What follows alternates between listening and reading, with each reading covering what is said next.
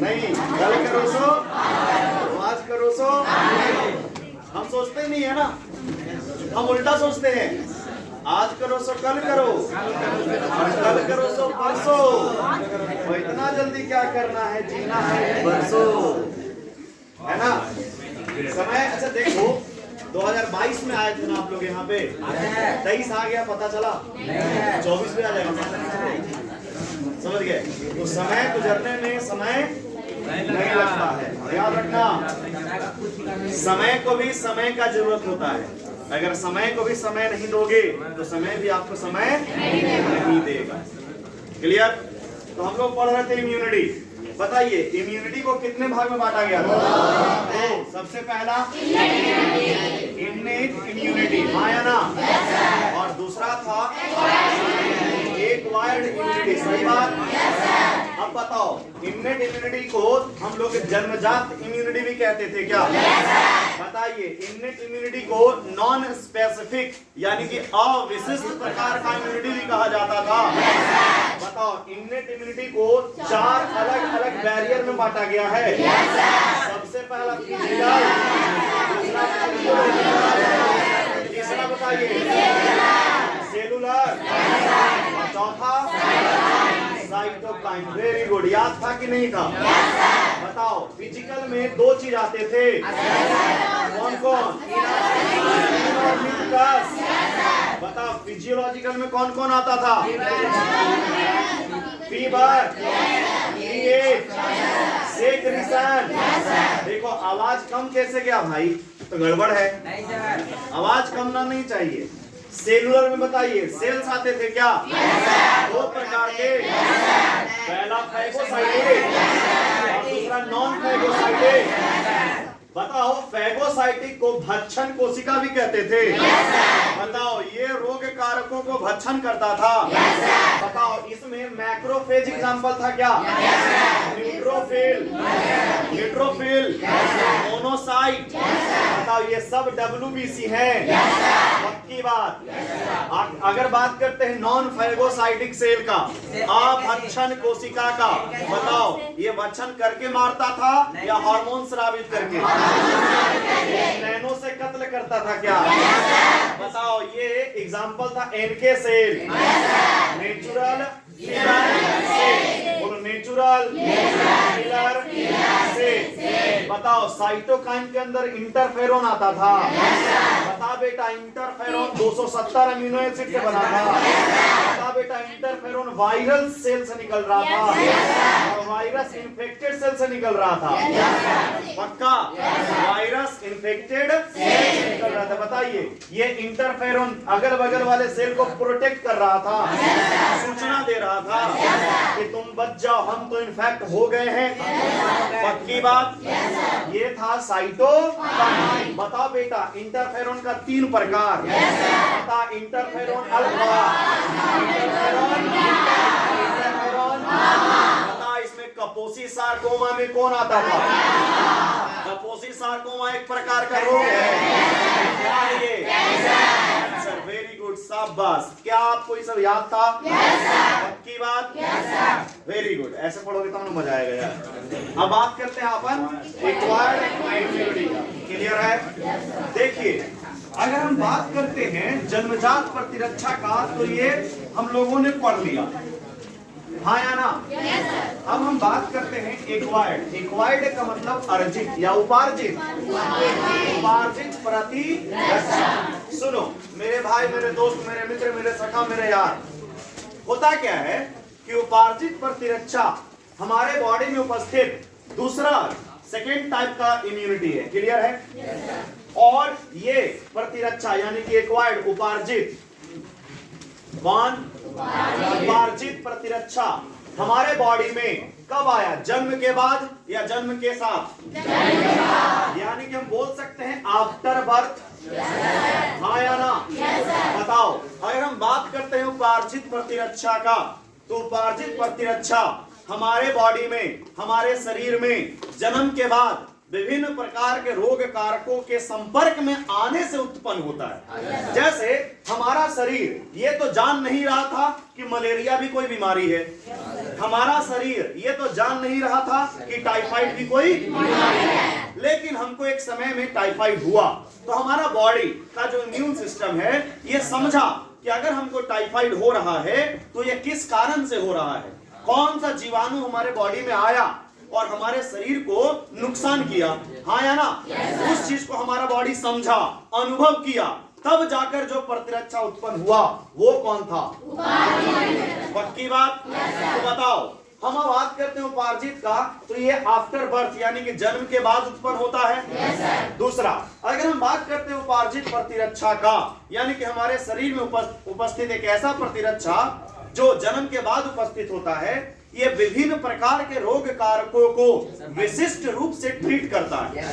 ये सबके साथ एक जैसा व्यवहार नहीं करता, यानी कि हर रोग के लिए ये विशेष रूप से कार्य करता है, सबके साथ एक जैसा कार्य नहीं करता। इसीलिए उपार्जित प्रतिरक्षा क्या होता है? स्पेसिफिक होता है, यानी कि विशिष्ट होता है, सभी रोग कारकों के लिए विशिष्ट होता है, अलग अलग कार्य करता है, एक जैसा कार्य नहीं करता है। क्लियर? तीसरा, अगर हम बात करते हैं उपार्जित प्रतिरक्षा का, तो उपार्जित प्रतिरक्षा के पास एक बहुत ही महत्वपूर्ण प्रॉपर्टीज पाया जाता है जिसका नाम है डाइवर्सिटी। डाइवर्सिटी, विभिन्नता। ये कहता क्या है कि हमारे बॉडी में जो उपार्जित प्रतिरक्षा है वो 1, 2, 4, 5, 10, 12 रोगों के लिए नहीं है। हमारे इर्द गिर्द, हमारे वातावरण में जितने प्रकार के रोग हैं, ये सबसे लड़ने का क्षमता रखता है। चाहे कोई भी रोग हो, उससे ये लड़ने का क्षमता रखता है। डाइवर्सिटी का मतलब हो गया विभिन्नताएं। जितना हमारे अगल बगल विभिन्नताएं हैं रोगों का, सबसे ये लड़ने का क्षमता रखता है। इसीलिए डाइवर्सिटी, विभिन्नताएं भी गुण है किसका? उपार्जित प्रतिरक्षा का। नेक्स्ट, इसका एक और सबसे इंपॉर्टेंट जो गुण है वो है डिस्क्रिमिनेशन, यानी कि विभेदन। क्या बेटा? विभेदन। इसको इंग्लिश में कहते हैं डिस्क्रिमिनेशन। समझे? जैसे मान लो हमारे 2 बच्चे हैं, ठीक है, एक को हम, हमारा बच्चा दोनों है, लेकिन एक को हम पहचान रहे हैं, दूसरे को हम पहचान नहीं रहे हैं, भेद कर रहे हैं। भेद समझते हो? तुमको हम रुपया देंगे, तुमको नहीं देंगे, तो विभेदन। ये उपार्जित प्रतिरक्षा कहता गया है कि अगर हमारा खुद का बॉडी जो है, तो हमारे खुद के बॉडी में बहुत सारे अंग हैं, there are lot of organ present in our body, हाँ या ना? और सब अंग के पास एक विशेष प्रकार का एंटीजेन होता है, और ये एंटीजेन हमारे खुद के शरीर का होता है, जो फायदे के लिए होता है, नुकसान के लिए नहीं होता। याद रखना, फायदे के लिए होता है एंटीजेन, जो हमारा खुद का एंटीजेन है, जिसको बोलते हैं सेल्फ एंटीजन। फिर से बोलो, बता, अपना एंटीजन, खुद का एंटीजन हमको नुकसान करेगा अगर यही फॉरेन एंटीजन आ गया। फॉरेन समझते हो? बाहरी। अगर हमारे बॉडी में फॉरेन एंटीजन आया है, बाहरी एंटीजन आया है, उसको ये नहीं छोड़ेगा, हमारा बॉडी पहचानेगा और उसको किल करेगा। तो बताओ, ये उपार्जित प्रतिरक्षा अपना और पराया पहचान लिया। इसके पास क्षमता है पहचानने का कि हमारा अपना कौन है और पराया कौन है। तो बताओ, उपार्जित प्रतिरक्षा विभेदन में मदद किया, डिस्क्रिमिनेशन में मदद किया।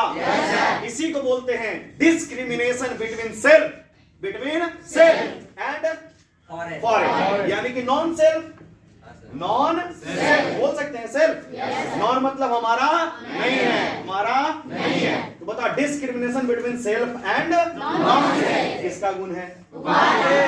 और लास्ट, एक और सबसे इंपॉर्टेंट गुण है जिसका नाम है मेमोरी। क्या बेटा? मेमोरी। सुनो ध्यान से, बहुत ही आराम से समझना है इस चीज का। हम बार बार आपको बताते हैं, अगर हमारे इम्यून सिस्टम में ये गुण नहीं होता तो हमारा शरीर और वातावरण में जितने भी रोग कारक हैं, ये हमें प्रतिदिन बीमार करते। ऐसा है कि टाइफाइड से तुम बीमार हुए हो तो रोज टाइफाइड से बीमार हो रहे हो क्या? नहीं ना। क्यों? क्योंकि हुआ क्या कि जब आपके बॉडी में पहली बार कौन आया? टाइफाइड का बैक्टीरिया। कौन आया बेटा? तो आपको बीमार कर दिया, क्योंकि हमारा इम्यून सिस्टम ये जान ही नहीं रहा था कि दुनिया में टाइफाइड नाम का चीज भी कुछ होता है। लेकिन जब हमारे बॉडी से संपर्क हुआ इस टाइफाइड का, यानी कि टाइफाइड करने वाला बैक्टीरिया का, तब हमारा बॉडी समझा कि अच्छा साल्मोनेला टाइफी, साल्मोनेला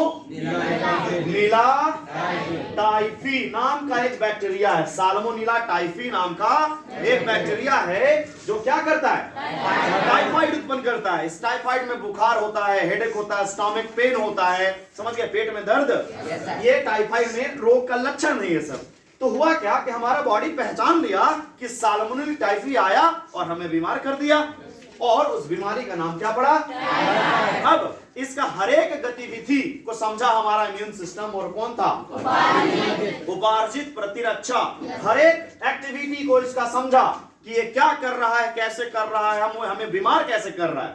उस एक्टिविटी को समझ के इसके खिलाफ एंटीबॉडी बनाना शुरू कर दिया। कौन, हमारा खुद का इम्यून सिस्टम, जिसका नाम क्या है, उपार्जित प्रतिरक्षा। तो हमारे बॉडी के द्वारा एंटीबॉडी बनाया गया किसके खिलाफ, साल्मोनेला टाइफी के खिलाफ, जो क्या करता है, टाइफाइड। अब हुआ क्या कि पहली बार समझने में, जानने में, पहचानने में, उसके साथ उठने बैठने में दिक्कत हो रहा था। लेकिन जब एक बार पूर्ण रूप से समझ गया कि यू आर धोखेबाज, तुम धोखेबाज हो, समझ रहे हो, तुम्हारे साथ जीवन में हम साथ नहीं देंगे, तुम्हारे साथ ना रहेंगे, ना खाएंगे, ना पिएंगे, ना उठेंगे, ना बैठेंगे, कुछ नहीं करेंगे, यू आर द लायर, झूठे हो। कौन, साल्मोनेला टाइफी। अब जैसे ही सेकेंड बार हमारे बॉडी में आया, बता इसके खिलाफ हथियार रेडी था, पहले से बना हुआ था, गरम लो में एकदम बना, गरम कर करके बना हो गया था। और की दागते हैं कहां कहां पता नहीं चलेगा, तोरा ना देख पाओगे ना दिखा पाओगे। क्लियर। तो दूसरा बार आया तो पहले ही से मार के उसको खदेड़ दिया, तुम बीमार नहीं पड़े। अगर ऐसा नहीं होता तो रोज बीमार पड़ते आप, क्योंकि हमारे बॉडी में कुछ रहता ही नहीं उसके लिए, ना हथियार रहता, ना बम रहता, ना बारूद रहता, ना गोली रहता, ना बंदूक रहता, तो मारते क्या चीज से, गुलेल से। समझ रहे हो। तो कंडीशन क्या हुआ कि हमारे बॉडी में ऑलरेडी बन गया था क्या, एंटीबॉडी, उसका मेमोरी, हमको याद हो गया कि वो कौन है। सेकेंड टाइम आया, उसको हम क्या कर दिए, किल कर दिए। तो मेमोरी कितना प्रकार का, सबसे पहला प्राइमरी और दूसरा सेकेंडरी। ये मेमोरी के आधार पर, सुनिए ध्यान से, ये मेमोरी के आधार पर हमारे बॉडी के द्वारा उत्पन्न किया गया रिस्पांस, प्रतिक्रिया है। सुनो ध्यान से, अगर पहली बार हमारे बॉडी में कोई भी रोग कारक आएगा, फर्स्ट टाइम, पहली बार, तो हमारा इम्यून सिस्टम उसको मारने में समय लेगा, पहचानने में समय लेगा, एंटीबॉडी बनाने में समय लेगा। लेकिन अगर वही बैक्टीरिया दूसरी बार आएगा तो बता, समय कम लेगा, जल्दी मारेगा, बीमार कम करेगा, हाँ या ना। तो पहली बार जब हमारे बॉडी में कोई भी बैक्टीरिया, कोई भी रोग कारक, कोई भी वायरस आता है, तो हमारे इम्यून सिस्टम के द्वारा एक प्रतिक्रिया किया जाता है उसके खिलाफ। किसके खिलाफ, रोग कारक के खिलाफ, जिसको बोलते हैं, बोलो, प्राइमरी इम्यून रिस्पॉन्स, प्राथमिक प्रतिरक्षा प्रतिक्रिया। बताओ, ये प्राथमिक प्रतिरक्षा प्रतिक्रिया यानी कि प्राइमरी इम्यून रिस्पॉन्स क्या होगा, वीक होगा, स्ट्रांग होगा, वीक होगा, कमजोर होगा, उतना ज्यादा स्ट्रांग बता। ये हमें हमारे बैक्टीरिया को एंटीबॉडी बनाने में समय लेगा ज्यादा, बताओ। सेकेंडरी इम्यून रिस्पॉन्स स्ट्रांग होगा, वीक होगा, जल्दी मारेगा, एंटीबॉडी जल्दी बनाएगा, बैक्टीरिया को जल्दी नष्ट कर देगा। तो स्ट्रांग कौन, प्राइमरी या सेकेंडरी? क्यों सेकेंडरी? क्योंकि पहली बार जब आया तो पहचान लिए, जान लिए, समझ लिए, पूछ लिए। अब दूसरी बार आया तो ऑलरेडी सब तो कर लिए थे, अब करने का क्या था, खाली मारना था, मार तो खोपचे में ले जाके। क्लियर। तो ये 4 गुण है हमारे, 5 गुण हमारे क्या चीज का, उपार्जित प्रतिरक्षा। क्या आपको सारा चीज समझ में आया? पक्की बात, पॉइंट लिखा जाए। देखो, एंटीबॉडी और टाइम के बीच क्या बनाया जा रहा है, ग्राफ। थोड़ा ध्यान से समझिएगा। हुआ क्या, हमारे बॉडी में this is the first day, पहला दिन, कोई रोग कारक प्रवेश कर गया। अरे बोलो। तो तुमको पता है कि जब कोई रोग कारक प्रवेश करता है तो तुरंत हमारा बॉडी एंटीबॉडी तो बनाएगा नहीं, 1-2 दिन समय लगेगा, हाँ या ना। कि जिस दिन आया उसी दिन से नहीं। क्लियर। और लक्षण दिखने में भी समय लगता है, जिसको हम लोग इंक्यूबेशन पीरियड बोलते थे। याद आया? तो मान लो पहला दिन हमारे बॉडी में कोई रोग कारक प्रवेश कर गया। अब इस दिन से हमारे बॉडी में क्या बना? एंटीबॉडी। एंटीबॉडी इतना बनने में जो है इतना समय लगा। मान लो एंटीबॉडी इतना बनने में यहां तक समय लगा, ठीक है। लेकिन वही रोग कारक जब दोबारा हमारे बॉडी में आएगा, कब? तो वही एंटीबॉडी बनने में समय उतना ही लगेगा, लेकिन एंटीबॉडी बहुत ज्यादा बन जाएगा। यहाँ देखो और यहाँ देखो, आ रहा है समझ? तो बताओ ये क्या था? प्राइमरी। और ये क्या था? सेकेंडरी। समझ में आया? Primary and secondary. प्राइमरी में समय उतना ही लगेगा, लेकिन एंटीबॉडी, लेकिन सेकेंडरी में क्लियर? रिस्पॉन्स कौन सा ज्यादा? छापो। रेडी? सवाल ये नहीं पूछेगा आपसे, सवाल पूछेगा कि जब कोई रोग कारक पहली बार हमारे शरीर में प्रवेश करता है, फर्स्ट टाइम तो समझते हो?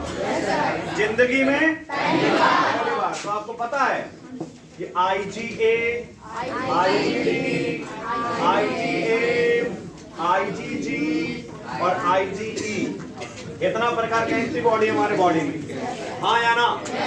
तो सवाल पूछेगा कि जब कोई रोग कारक हमारे शरीर में पहली बार प्रवेश करता है, आवाज नहीं आया? पहली बार प्रवेश करता है, तो कौन सा एंटीबॉडी पहली बार बनेगा?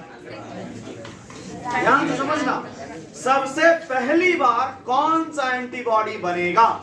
उसका आंसर है IgA।